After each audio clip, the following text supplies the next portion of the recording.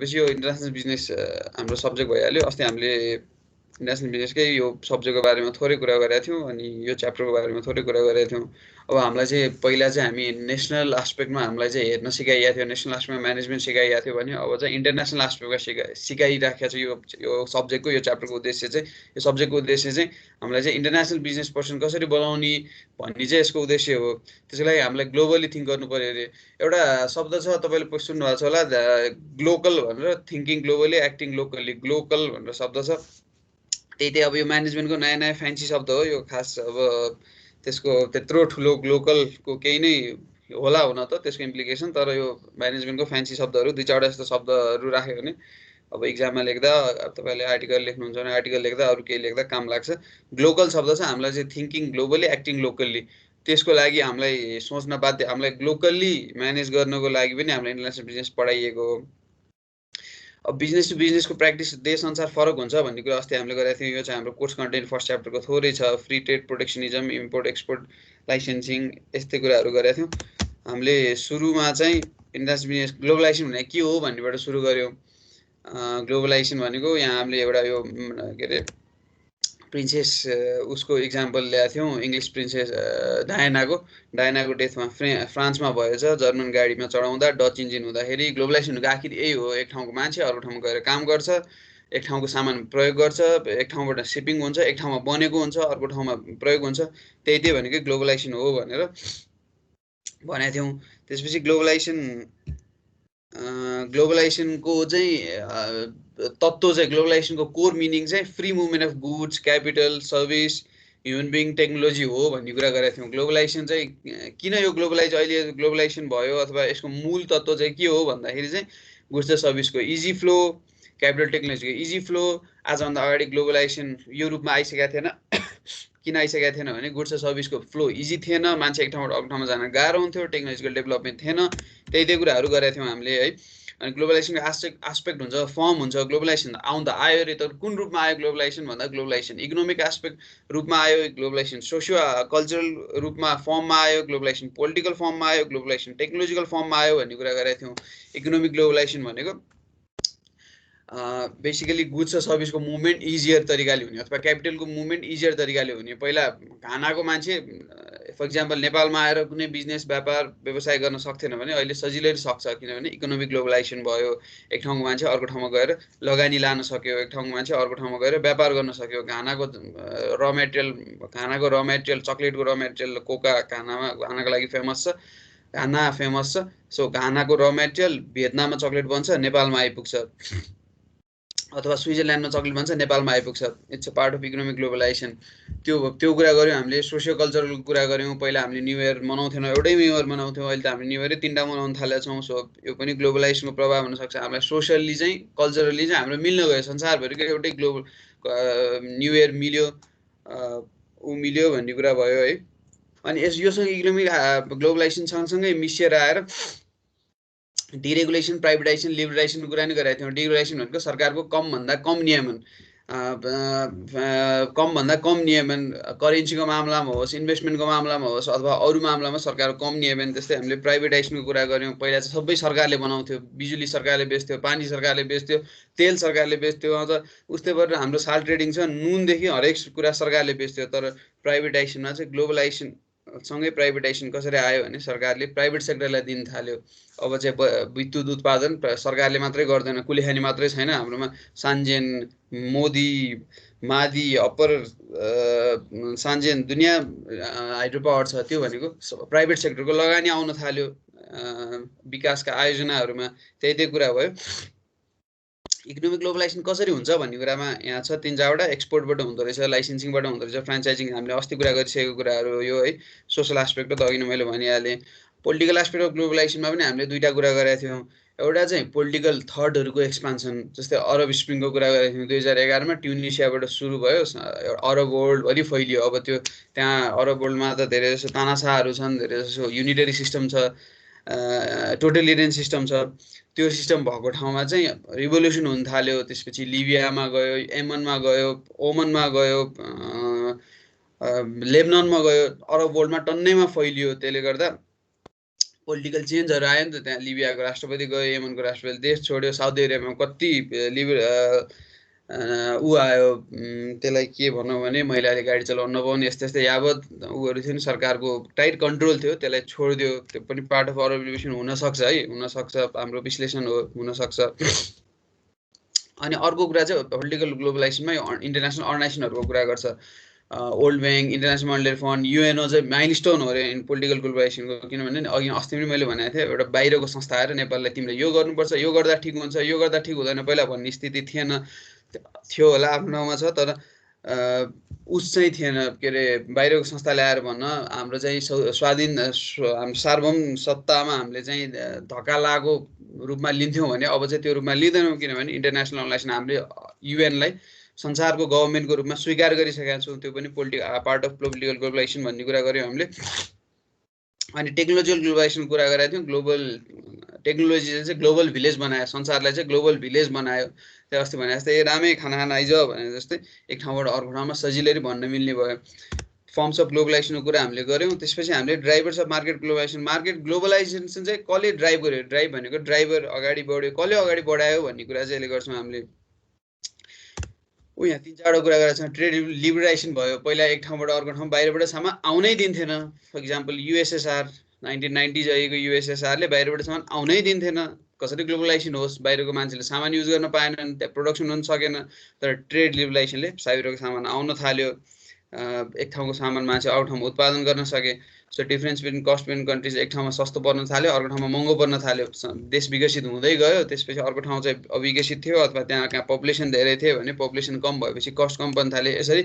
Market globalisation हुन थाल्यो भन्ने कुरा हामीले गऱ्यौँ होइन अनि कन्सेप्ट अफ इन्टरनेसनल बिजनेसको कुरा गरेको थियौँ हामीले थोरै त्यसपछि जस्ट ग्लोबलाइजेसन चाहिँ मेजर आस्पेक्ट हो तपाईँले 10 क्लासमा पढेको सेटको च्याप्टर सम्झिनुहोस् एउटा रेक्ट्याङ्गल चाहिँ बाहिरको ग्लोबलाइजेसन भयो त्यो भित्रको एउटा सर्कल चाहिँ इन्टरनेसनल बिजनेस भयो ग्लोबलाइजेसन चाहिँ ठुलो भयो त्यसको भित्रको सानो पार्ट चाहिँ इन्टरनेसनल बिजनेस हो भन्ने कुरा गरेको थियौँ हामीले ग्लोबलाइजेसनले चाहिँ वाइड रेन्ज कभर गर्छ यसले political social economic cultural technological हामीले मनाउने चाडबाड हामीले लगाउने लुगा हामीले बोल्ने भाषा अङ्ग्रेजी बोल्छौँ हामीले हेर्ने फिल्म हाम्रोमा आएको पोलिटिकल सिस्टम सबैको कुरा गर्छ भने इन्टरनेसनल बिजनेसले बिजनेसको मात्रै कुरा गर्छ B2B business to business B2C business to customer B2G business to government यही मात्रै कुरा गर्छ भन्ने कुरा हामीले गरेका थियौँ है international business involve transaction involve government and private sector vice versa गभर्मेन्टको यसले चाहिँ व्यापारको मात्रै कुरा गर्छ एक ठाउँबाट अर्को ठाउँमा सामान कसरी लैजाने कुन ठाउँबाट कसले कोसँग कारोबार गर्ने हाम्रो मेजर कारोबार इन्डियासँग हुन्छ हामीले ट्रेड थ्योरीमा पनि पढ्छौँ अर्को च्याप्टरमा मेजर कारोबार इन्डियासँग हुन्छ किन भइरहेको थियो यत्तिकै भइरहेको त होइन होला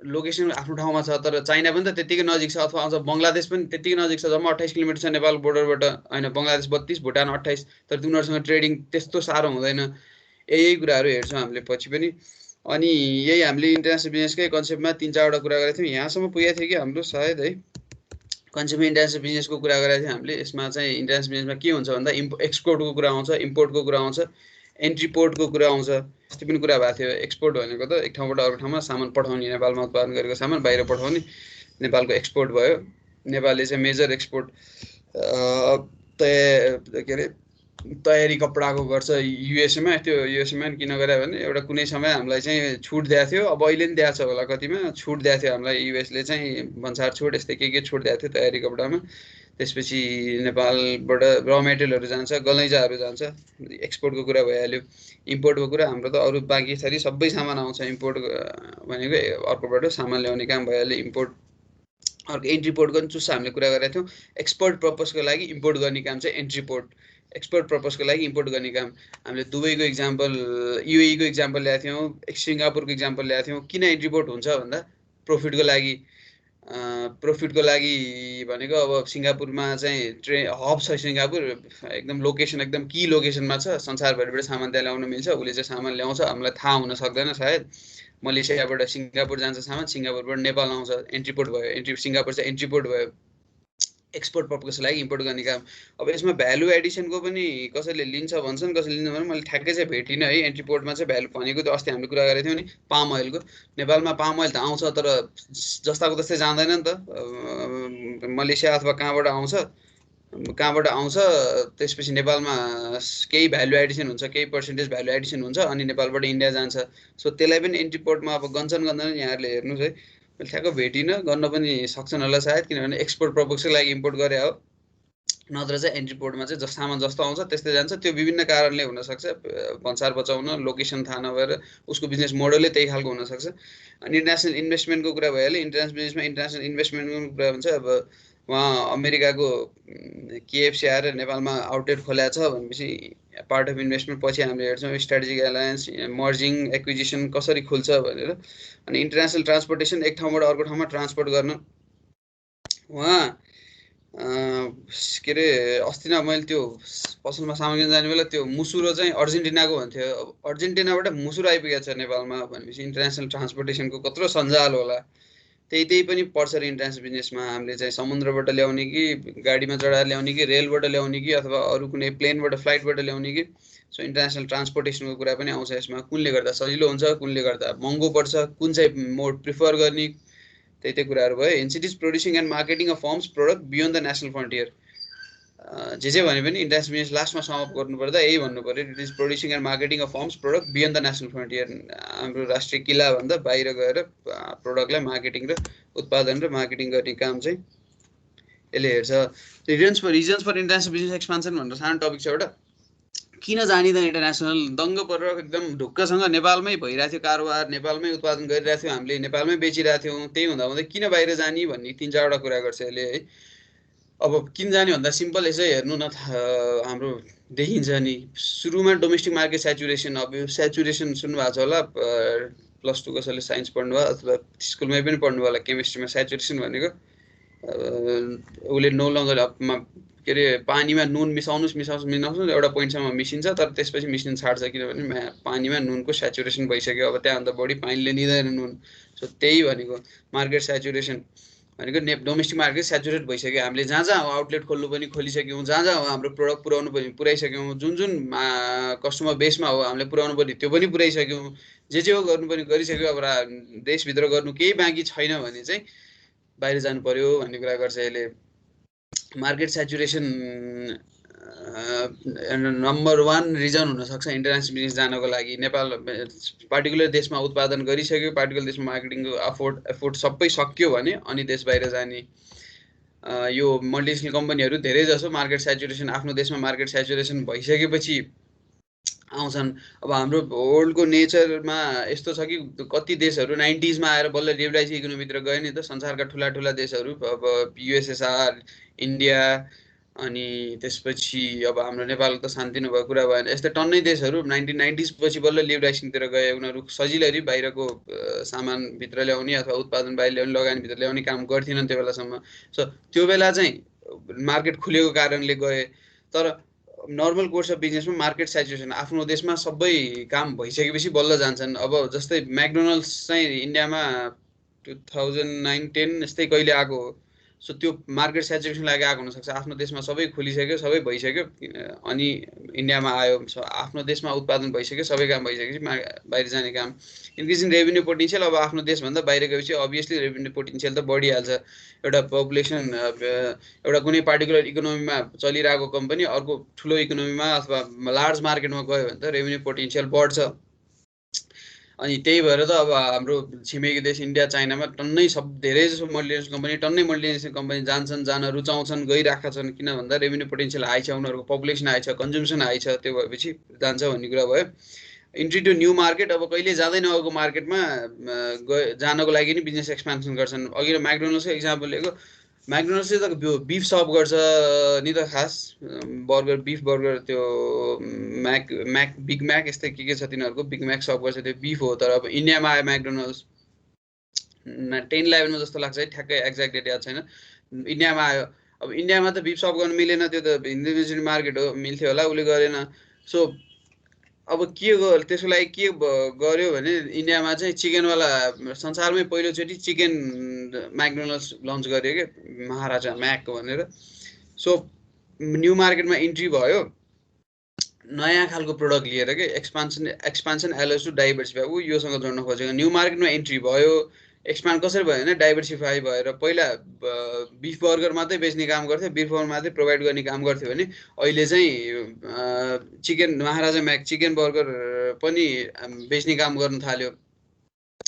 सो त्यसैले नयाँ मार्केटमा जाँदाखेरि नयाँ रेभेन्यूको अपर्च्युनिटी ओपन त भयो तर प्रोडक्ट पनि नयाँ लन्च प्रोडक्ट पनि नयाँ लिएर जान थाल्यो क्या डाइभर्सिफाई पनि गर्न थाल्यो यो अरू कम्पनीहरू नि तपाईँले हेर्नुभएको छ यो फिलिप्सहरू कम्पनीको नि लाइट बल्बहरू अलिकति फरक खालको प्रोडक्टहरू नयाँ मार्केटमा आएको हुनसक्छ अब त्यो आफ्नो पार्टिकुलर देशमा फिलिप्सले उसको जुन देशमा बढी मार्केट छ त्यहाँ चाहिँ लाइट बल्ब बेच्न नसक्न सक्छ किनभने त्यो बेला लाइट बल्बको अर्कै एउटा कुनै नम्बर 1 कम्पनी हुनसक्छ तर अर्को देशमा गयो भने त फिलिप्सको प्रोडक्ट सँगसँगै उसले नयाँ डाइभर्सिफाइड प्रोडक्ट पनि त लान सक्यो नि किनभने त्यो प्रोडक्ट कम्पिटिसन कम हुनसक्छ सिम्पली त्यहाँको ऊ चाहिँ त्यहाँको उनीहरूको पार्टिकुलर प्रोडक्टको कम्पिटिटर चाहिँ उनीहरूले जित्न सक्ने हुनसक्छ त्यही भएर त्यसले चाहिँ डाइभर्सिफाई पनि एलो गर्छ भन्ने कुरा हामीले गऱ्यौँ है अनि ग्रेटर एक्सेस टु ट्यालेन्ट भनेर यो तपाईँहरूले सुन्नुभएको छ है अघि न फेरि चाइना इन्डियाकै इक्जाम्पल भयो टन्नै मल्टिनेसनल कम्पनीहरू किन त्यहाँ जान रुचाउँछन् त्यहाँबाट मान्छे ल्याउँछन् भन्ने ग्रेटर एक्सेस टु ट्यालेन्ट अब अमेरिकामा अथवा अरू कुनै पार्टिकुलर उनीहरूको होम कन्ट्रीमा 1000 मान्छे चाहिएको छ भने एप्लिकेन्ट 10,000 हुन सक्छन् भने इन्डिया अथवा चाइनामा त्यही रेट 1 लाखमा पुग्यो भनेपछि ग्रेटर पुल अफ ट्यालेन्टबाट उनीहरूले जो चाहिँ राम्रो छ जो चाहिँ उनीहरूलाई चाहिएको छ जो चाहिँ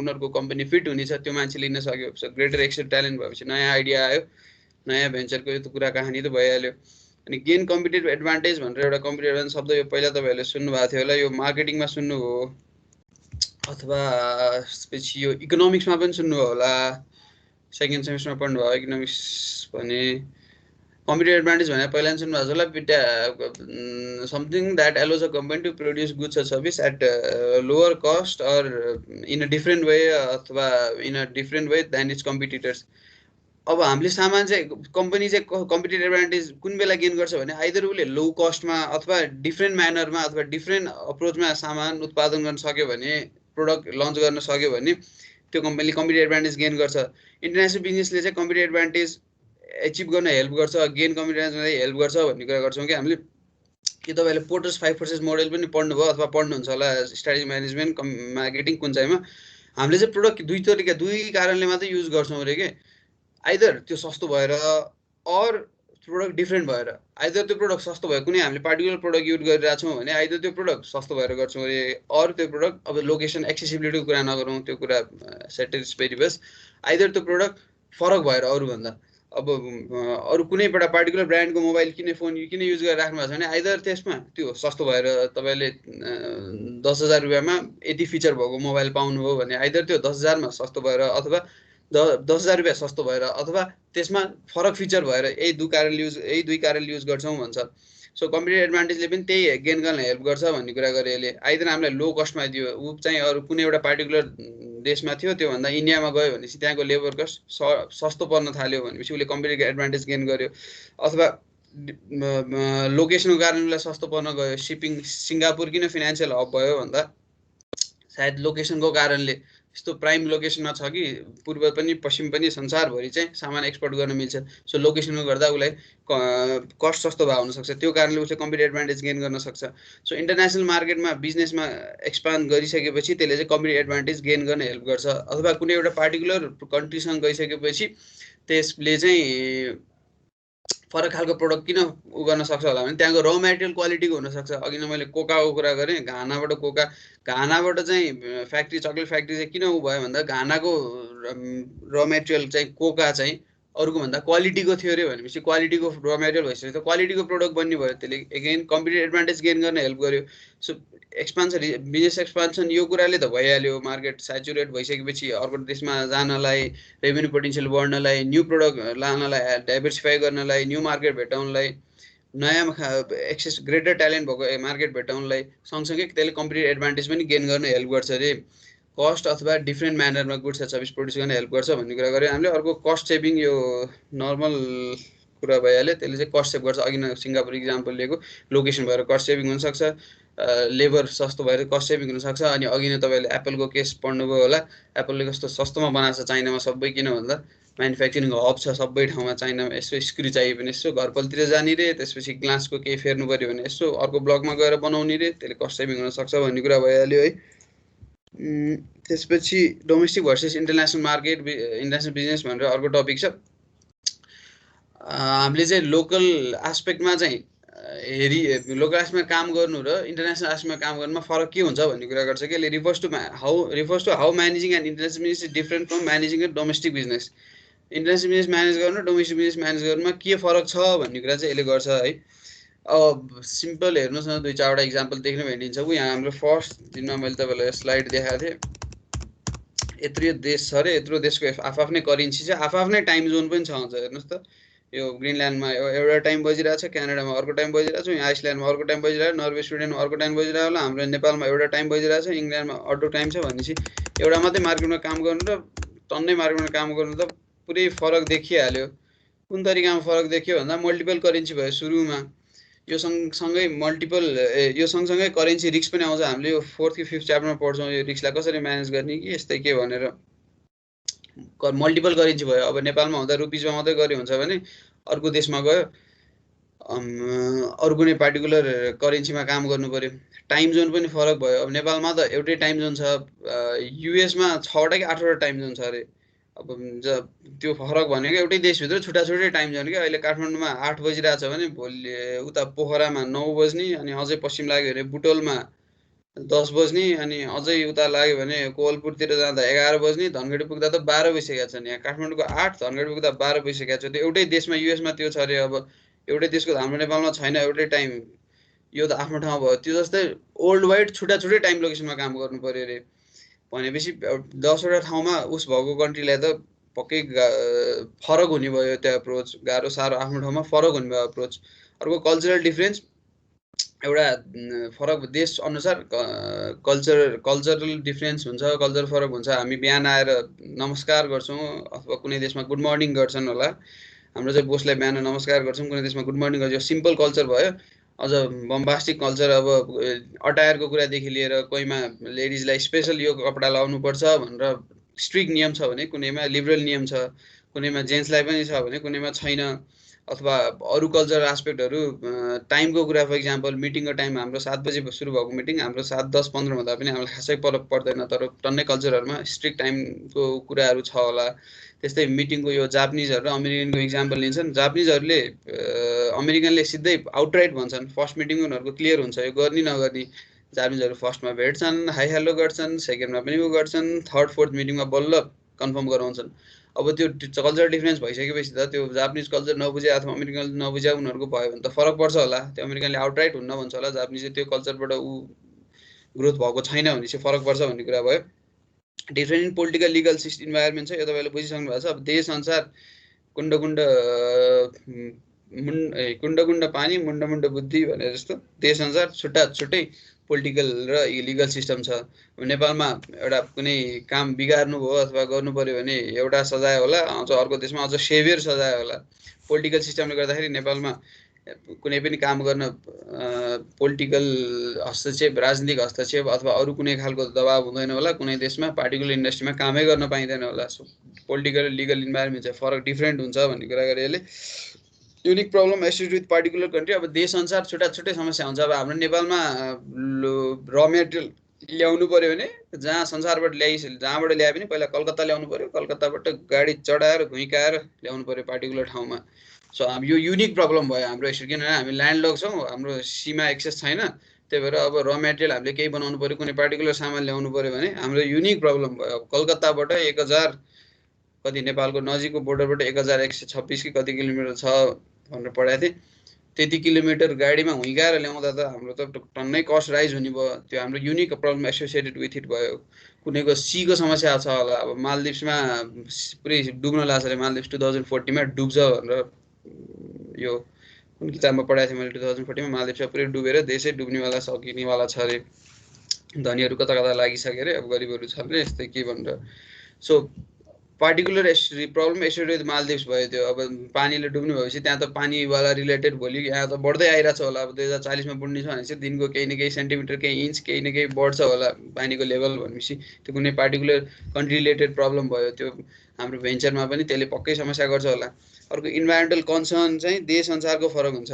कोकाकोलाको फ्याक्ट्री यस्तो छ अरे होइन, त्यो सबै बुढोसुढो सफा गऱ्यो, सबै काम सक्यो, अनि बाहिरपट्टि त्यो फोहोर पानी जुन आउँछ नि निकास, त्यो फोहोर पानीलाई चाहिँ उनीहरूले ट्रिटमेन्ट गरेर अनि त्यहाँ एउटा सिसा छ अरे के, अनि सिसाको यत्रो ठुलो एक्वेरियम जस्तो छ अरे, त्यहाँ चाहिँ माछा छ अरे।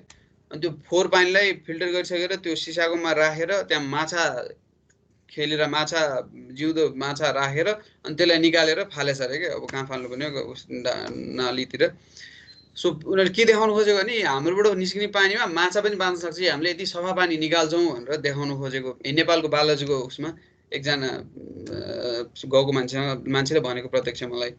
सो इन्भाइरोमेन्टल कन्सर्न के भयो भने अनि जब कि हाम्रो त्यो नेपालको लले त्यो रेगुलेट गर्दैन अरे के, नेपालको लले चाहिँ त्यो निकाल्नुपर्ने पानीहरू फोहोर पानी निकाल्ने चाहिँ कोकोलाको स्ट्यान्डर्डबाट निकाल्नुपर्छ भन्ने त्यो रेगुलेटै गर्दैन अरे। अब कयौँ गुणा रेगुलेट गरेको पनि के अरे कानुन व्यवस्था भएको पनि नगर्नेहरू त कति छन्, कति त्यो इभन ठुल्ठुलो काठमाडौँकै अब ठुल्ठुलो हस्पिटलले पनि जस्ताको त्यस्तै फोहोर फालिदिन्छन्, फ्याक्ट्रीले पनि जस्ताको त्यस्तै फोहोर फाल्छन् रे। कानुनमा भएर पनि नगर्ने व्यवस्था त आफ्नो ठाउँमा छ, कानुनले पनि त्यति गर्नुपर्छ भन्दैन अरे के।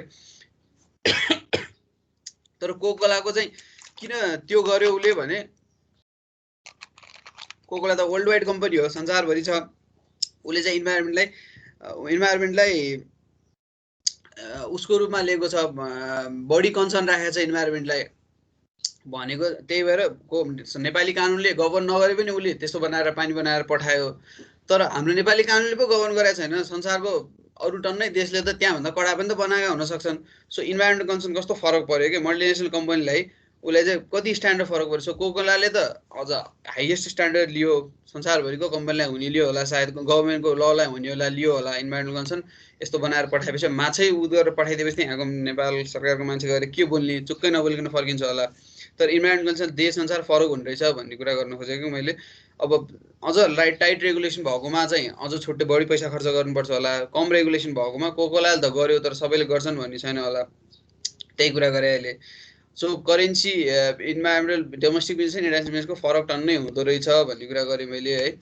मल्टिपल करेन्सी हुन्छ, टाइम जोन हुन्छ, कल्चरल डिफ्रेन्स, पोलिटिकल उहरू कुरा भयो। कोर्समा चाहिँ छैन, सानो एउटा टपिक चाहिँ यहाँहरूसँग यसो डिस्कस गरौँ है।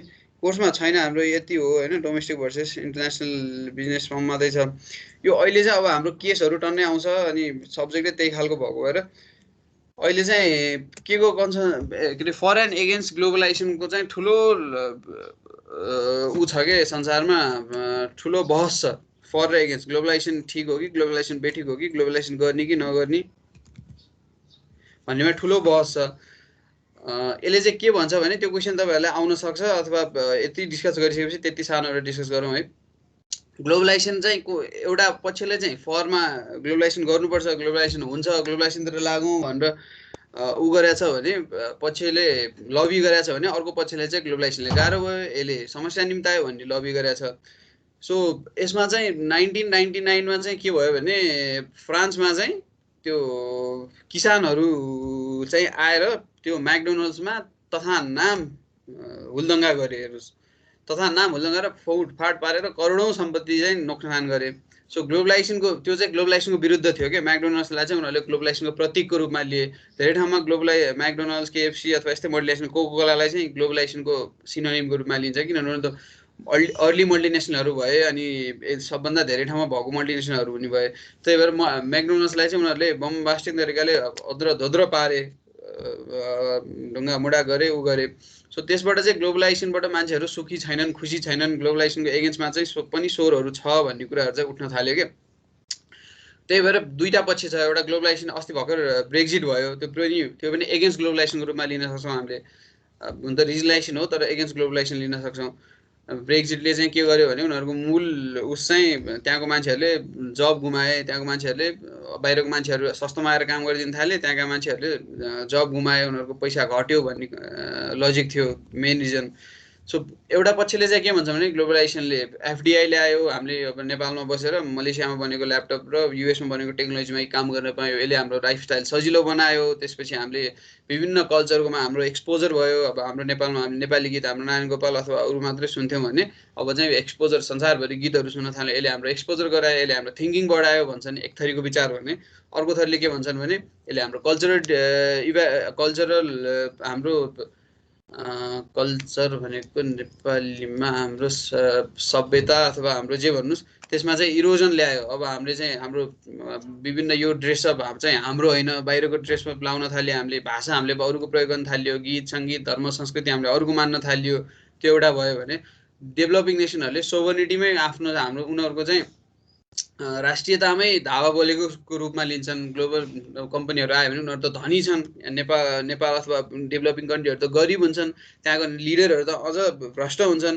भनेपछि लिडरहरूलाई हातमा लिएर अथवा की पर्सन्सहरूलाई हातमा लिएर उनीहरूले चाहिँ आफ्नो व्यवस्थाहरू लाद्न खोज्छन्, बाहिरको इन्फ्लुएन्स ल्याउँछन्। त्यसले गर्दा चाहिँ हाम्रो चाहिँ राष्ट्रियता नै धरापमा पर्यो भनेर एक थरीले भन्छन् भने, अर्को थरी डेभलप नेसनहरूमा चाहिँ के कन्सर्न छ भने उनीहरूको रोजगारी घुम्यो, बाहिरबाट सस्तोमा मान्छे आउन थालेपछि त उनीहरूले त तलदेखि माथिसम्म रोजगारी घुम्यो, उनीहरूले चाहिँ सस्तोमा काम गर्नुपर्ने थाल्न पर्यो भन्ने कुरा भयो। त्यो सँगसँगै फरेन डेभलप नेसनमा लोवर लेभलले प्रोटेस्ट गर्यो भने डेभलपिङ नेसनमा अप्पर लेभलमा चाहिँ अब जस्तै नेपालमा चाहिँ त्यो मल्टिनेसनल कम्पनीहरू यो युनिलिभर, डाबर, एन्सेल, अरू जे भन्नुहुन्छ नाम लिनुहोस्, त्यसमा चाहिँ उपल्लो तहमा नेपालीहरू नै छैनन् रे के, छैनन् रे, एकदम कम छन् रे है। उपल्लो तहमा नेपालीहरू छैनन्, किनभने सबै उनीहरू त मल्टिनेसनल कम्पनी हो, उनीहरू नेपालमा आइसकेर नेपालीहरूलाई किन राख्ने अथवा नेपालीहरू पुग्दैन, योग्यता पुग्दैन त आफ्नो ठाउँमा होला, तर नेपालीहरू छैनन्। कारण जे होस् नेपालीहरू छैनन्, यसको मिनिङ के भयो? नेपालमै पनि त आखिर टप लेभलमा सबै सञ्चालन त उनीहरूले गरिरहेको रहेछन् भन्ने चाहिँ लजिक छ। ग्लोबलाइजेसनमा चाहिँ यो दुई चारवटाको नाम सुन्नुहोस् तपाईँहरूले। यो देङ स्याओपिङ भन्ने एउटा चाइनाको, अहिले चाइनालाई जुन रूपमा पुऱ्यायो, चाइनामा दुईजनाको नाम लिन्छन् कि खास, देङ स्याओपिङ र हाम्रो माओ सेतुङ भइहाल्यो। माओ सेतुङले चाहिँ पोलिटिकल रिभोल्युसन गर्यो भन्छन्, राजनीतिक रूपमा आज चाइना जे छ त्यसलाई चाहिँ माओ सेतुङको देन भन्छन्। तर माओ सेतुङ राजनीतिक रूपमा उस गरिसकेपछि, योगदान पुऱ्याइसकेपछि ऊ चाहिँ इकोनोमिकतिर लाएन अरे कि, ऊ चाहिँ कल्चर रिभोल्युसन भनेर अर्कै डम्फु बजाएर हिँडिरहेको थियो अरे। पछि उसलाई चाहिँ देङ स्याओपिङले चाहिँ होइन यस्तो गर्नु हुँदैन, अब इकोनोमिक आस्पेक्टतिर लाग्नुपर्छ भन्ने कुरा उसलाई जेलै हाल्यो। पछि देङ स्याओपिङले चाहिँ 1978 76मा माओ मरे जस्तो लाग्छ, 77 78मा कति बुढो भइसक्यो ऊ पनि, धेरै यङ मान्छे होइन ऊ। माओ बितिसकेपछि जेलबाट छुटेर अनि चाइनालाई चाहिँ अहिलेको रूपमा पुऱ्यायो क्या। अहिलेको रूपमा भनेको चाइना त बन्द थियो, क्लोज इकोनोमी थियो, एफडिआई थिएन। देङ स्याओपिङले चाहिँ खोल्नुपर्छ, राजनीतिक व्यवस्था चाहिँ बन्द भए पनि, राजनीतिक व्यवस्था टोटलिरियन भए पनि इकोनोमिक चाहिँ लिबरेसन हुनुपर्छ भनेर अगाडि बढ्यो उनी। अनि उनले एफडिआई ल्याए, फरेन डिरेक्ट इन्भेस्टमेन्ट, बाहिरबाट लगानी भित्राए चाइनामा। त्यसपछि इम्पोर्ट एक्सपोर्टको खुलाहरू गरे, सरकारी कम्पनीहरूलाई प्राइभेटाइजेसन गरे। त्यसपछि प्राइभेटाइजेसन अब शब्द अलिक कडा होला, जे होस् सरकारको रोल अलिक कम गरे। त्यसपछि कन्ट्री चाहिँ टोटलिरियन भए पनि, राजनीतिक व्यवस्था चाहिँ बन्द भए पनि आर्थिक रूपमा चाहिँ खुला गराए, आर्थिक रूपमा चाहिँ लिबरल गराए के, पार्ट अफ ग्लोबलाइजेसन भयो नि त त्यो पनि। सो त्यसले गर्दा आज चाइना यो ठाउँमा पुग्यो भन्छन्। सो ग्लोबलाइजेसनले चाहिँ राम्रै गर्यो भन्छन् भने, अर्कोतिर सिङ्गापुरको इक्जाम्पल लिनुहोस्, ली कुआन यू भनेर मैले अस्ति पनि कहिले भनेको थिएँ। ली कुआन यूले पनि 1965मा एउटा गरिब देश जसलाई मलेसियाले निकालिदियो, कम्युनिजम आउँछ भनेर मलेसियाले निकालिदियो क्या सिङ्गापुरलाई। सिङ्गापुर हुन त छुट्टै देश थियो, 59 60मा कहिले उनीहरू एउटा देश भएको थिए, तर 63मा आएर होइन 63मा आएर एउटा देश भएको थियो, 65मा आएर उसलाई अपरझट एउटा बिहान चिठी लेखेर निकालिदियो, तिमीहरू हाम्रोबाट निस्क भनेर। किन निस्क भन्यो भने कम्युनिजम, सिङ्गापुरमा धेरै जस्तो कम्युनिस्टहरू 70% चाइनिजहरू, अब त्यो बेला कम्युनिजमको प्रभाव परिरहेको थियो। अब हाम्रोमा नि कम्युनिजम आउँछ भने उनीहरूले निकालिदिए, लिटरली निकालिदिए, किक आउट गरिदिए। सो त्यस्तो देश जहाँ रिसोर्स थिएन, जसले पानी पनि इम्पोर्ट गर्छ, अरू कुनै रिसोर्सै थिएन, त्यो देश पनि अहिले संसारको धनी एउटै जेनेरेसनमा थर्ड वर्ल्डबाट फर्स्ट वर्ल्ड कन्ट्री भएको छ। त्यो पनि किन भयो भन्दा उसले फाइनेन्सियल हब भयो सिङ्गापुरमा, संसारभरिको कम्पनीहरू आए, एक ठाउँबाट अर्को ठाउँमा ट्रेडिङ सजिलो गरायो, त्यो पनि त पार्ट अफ ग्लोबलाइजेसन भयो नि। त्यही भएर ग्लोबलाइजेसनले सिङ्गापुर, अरू इक्जाम्पल तपाईँले हेर्नु मन लाग्यो भने सिङ्गापुर र देङ स्याओपिङ अथवा चाइनाको।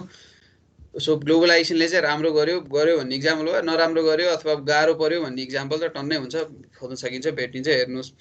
यही नै कुरा भयो। अब हामी चाहिँ भोलिदेखि अर्को च्याप्टर सुरु गर्छौँ यहाँ है।